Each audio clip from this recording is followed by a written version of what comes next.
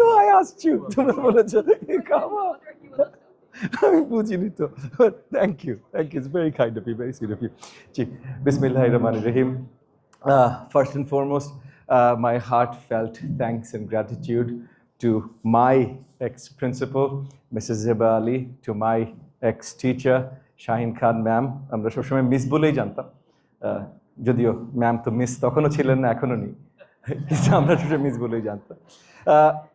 And all the youngsters here, আপনাদের সবাইকে সালাম, শুভেচ্ছা, আসসালামু আলাইকুম ওয়া রাহমাতুল্লাহি ওয়া বারাকাতুহু। All throughout, আমি 1978-এ মেপল লিফ জয়েন করি। I finished my A-levels in 93, তারপর বিশ্ববিদ্যালয়ে চলে গেছি বিদেশে। বাট ওই 78 থেকে 93 পর্যন্ত ম্যামের সাথে, মানে মিসেস জেবা আলী ম্যামের সাথে যখনই দেখা হতো, ম্যাম দুই একটা কথা বলতেন, তার ভিতরে একটা কথা বলতেন, children always speak in English. তো আমি আজকে শুরুতেই ম্যামের কাছে একটু ক্ষমা চেয়ে নিচ্ছি, ইংলিশে কথা বলছি না, আপনাদের অসুবিধা হবে না তো? না, you guys are fine? Okay, wonderful, good. I think you guys were there Daily Star Award-এ, তোমরা ছিলে, তোমাদেরকে মেডেল পরিয়েছি। হ্যাঁ, ওই তো, one of you, 50% হয়ে গেছে তো। হ্যাঁ, I was so proud that day Daily Star Award-এ, যে মানে মেপল লিফের এত বড় একটা কোহোর্ট ওখানে প্রেজেন্ট ছিল। আমি আজকে ম্যামকেও বলছিলাম, it was a really proud moment for me, যে এতগুলো স্কুল আছে, এত কিছু আছে, কিন্তু এখনো মেপল লিফের cohort on the leading cohorts. So, a round of applause for all of you, please. You made me proud. You make the school's name proud, এবং আমি জানি all of your respected teachers, ওনারাও গর্বে ওনাদের বুক ভরে যায়। Maple leaf আসলে again এত বছরের ইতিহাস। আমি, আমার ভাই, আমার বোন, আমার মিসেস, মানে আমার ম্যাডাম, আমার বস, বুঝবে, আরেকটু বড় হলে বুঝবে, আমরা সবাই through and through maple leaf, মানে আমরা সবাই একদম ওই প্লে গ্রুপ নার্সারিতে শুরু করেছি, এই লেভেল শেষ করে বেরিয়েছি, এবং অবভিয়াসলি বেরিয়েছি অনেক আগে, অনেক বছর হয়ে গেছে, এখন অনেক কিছুর দায়িত্বে আছি। বাট মেপল লিফ অত্যন্ত গুরুত্বপূর্ণ আমাদের সকলের স্মৃতিতে। আমরা ভিন্ন ক্যাম্পাসে আমরা পড়াশোনা করেছি, ওই ক্যাম্পাসের স্মৃতিগুলো, তোমাদেরও কয়েকজন টিচার আজকে এখানে আছেন যারা হয়তো আমাদের কাছাকাছি ছিলেন, আশেপাশে দিয়েছিলেন।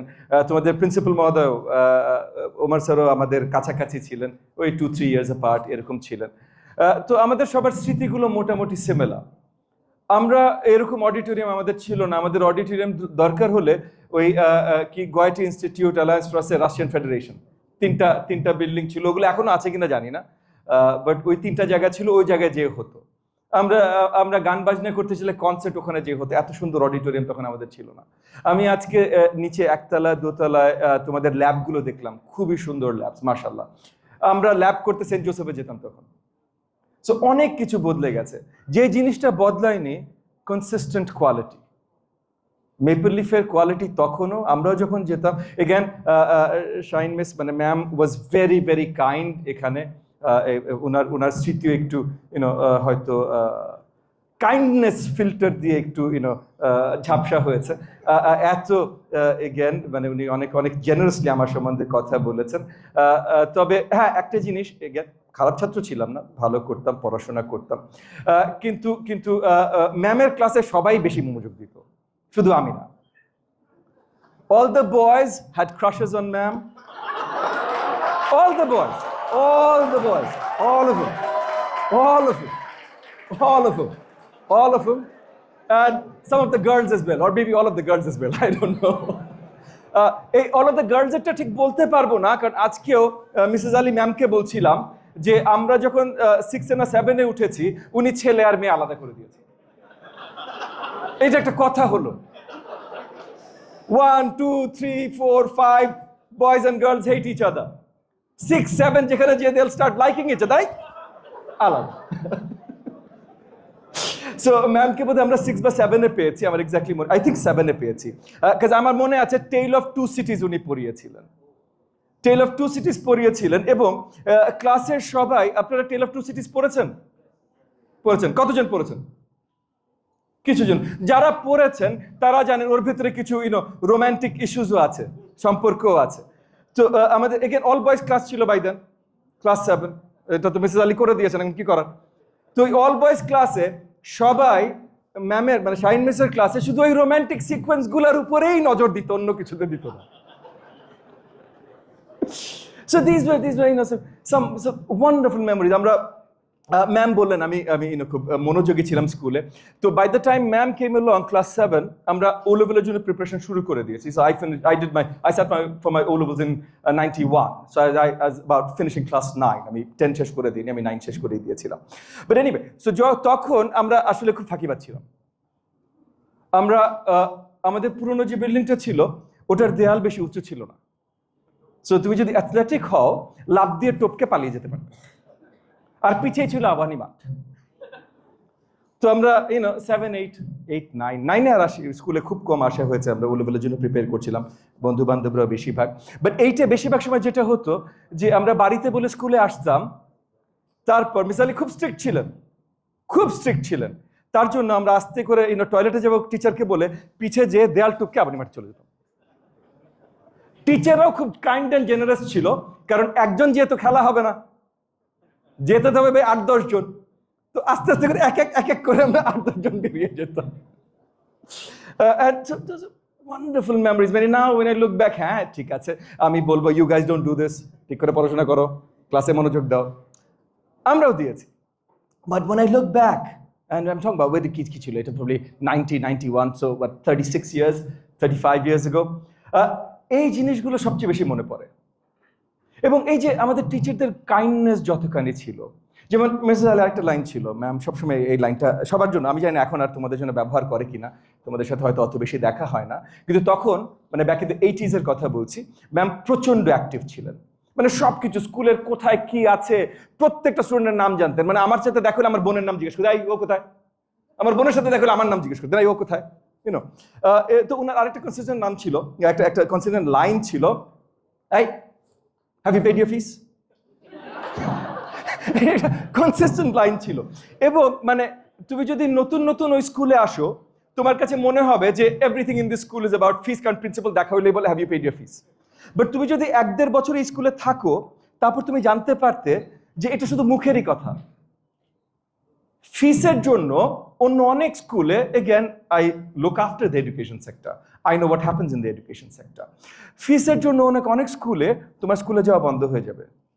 মেপল লিফে আমি সেই 78 থেকে 93 পর্যন্ত, কত বছর হয়, about 16 years, 16 বছরে কোনোদিনও দেখিনি কোনো স্টুডেন্ট 6 মাস বেতন দেয়নি, 1 বছর বেতন দেয়নি, 1.5-2 বছর বেতন দেয়নি, বেতন না দিয়ে নিজে বেরিয়ে গেছে, কিন্তু মিসেস আলী কখনো ক্লাসরুমে তাকে থামায়নি, নেভার, কখনো হয়। Again, আমি জাস্ট আজকে এই অডিটোরিয়ামে এসেছি মিস আলীকে প্রেজ করতে হবে তার জন্য বলছি না, this are our lived experiences. এবং তখনও আমরা তোমরা শোনো না, আই এম শিওর এখন এই টার্মিনোলজিটা খুব নোংরা একটা টার্মিনোলজি হয়ে গেছে, ওই যে ফার্মের মুরগি, এটা বললেই আবল তাবল জিনিস হয়ে যায়।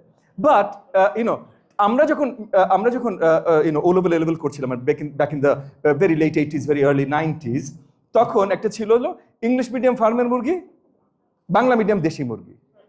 হ্যাঁ, এটা ছিল ইংলিশ মিডিয়াম সার্কেলের ভেতরে মেপল লিফ দেশি মুরগি, বাকিগুলা ফার্মের মুরগি।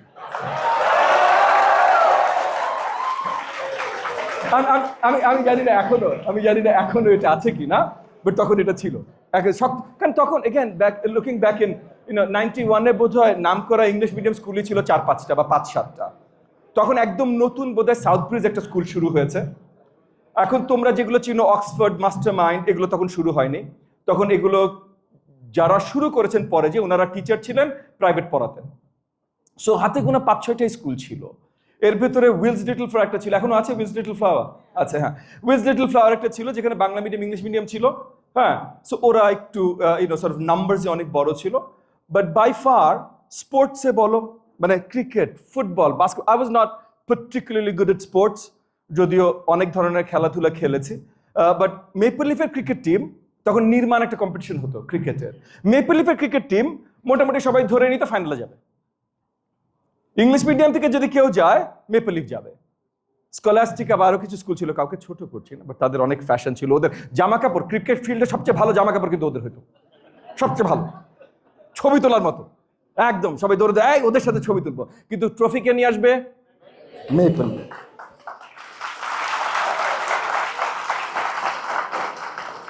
আজকে এখানে দেখলাম তোমার মডেল ইউনাইটেড নেশনস, যদ্দূর আমার মনে পড়ে, শাইন মিস এখানে উপস্থিত আছেন, she can correct me later if I am wrong, but যদ্দূর আমার মনে পড়ে বাংলাদেশ থেকে মডেল ইউনাইটেড নেশনস ইন্টারন্যাশনাল বা গ্লোবালে ফার্স্ট টাইম বাংলাদেশ থেকে পার্টিসিপেট করে আই থিঙ্ক 90 বা 91-এ। তখন শাইন মিস মাত্র 1-2 বছর বা 2-3 বছর হয়েছে জয়েন করেছে, 90 বা 91-এ, এবং দ্যাট ওয়াজ দ্য ফার্স্ট এবং একমাত্র মেপল লিফ জয়েন করে। আমরা 4 জন বন্ধু গেছিলাম। আমরা যেই 4 জন বন্ধু আমরা গেছিলাম, তার ভেতরে সর্ট অফ একমাত্র দেশে বোধহয় এই মুহূর্তে আমি আছি, শিক্ষা দিকে একটু কম তার জন্য। বাকি 4 জনের একজন, last I spoke to him that was a few years ago, উনি আপনার টেনিউরড প্রফেসরিয়াল চাকরি পেয়েছিলেন অক্সফোর্ড বিশ্ববিদ্যালয়ে। একজন তালি দিতে পারেন, আপনাদেরই একজন। আপনার টিকটক কতজন ব্যবহার করেন? টিকটক কেউ হাত তুলবে না, করে সবাই। সো একজন অক্সফোর্ডে আছেন বা লাস্ট অক্সফোর্ডে ছিলেন, টেনিউরড প্রফেসর। দ্বিতীয় জন টিকটক আপনারা ব্যবহার করেন আর না করেন, was one of the people who started the idea for TikTok, and he is এখন বেশ বড়, তার অনেক ভেঞ্চার ক্যাপিটাল, মানে সিলিকন ভ্যালিতে আছেন এবং বেশ বড় নাম করা ভদ্রলোক সিলিকন ভ্যালিতে আছেন। তৃতীয় ব্যক্তি আপনার থার্ড ওয়ার্ল্ডে আপনার I think medical service related অনেক কাজ করেছেন, এবং তার ওই ব্র্যাকের সাইজের না, বাট তার একটা এনজিও টাইপের আছে যেটা ইজিপ্ট থেকে শুরু করে নর্থ আফ্রিকান নেশনস, বাংলাদেশ, অনেক জায়গায় কার্যরত আছেন। আর 4 নাম্বার আমি। 4 নাম্বার আমি সবচেয়ে বেশি সৌভাগ্যবান, কারণ আজকে স্টেজে দাঁড়িয়ে আপনাদের সাথে আমি কথা বলছি, তারা 3 জন না। So this are the things, অন্য কেউ করেনি, মেপল লিফ করেছে, অন্য কেউ করেনি, মেপল লিফ করেছে।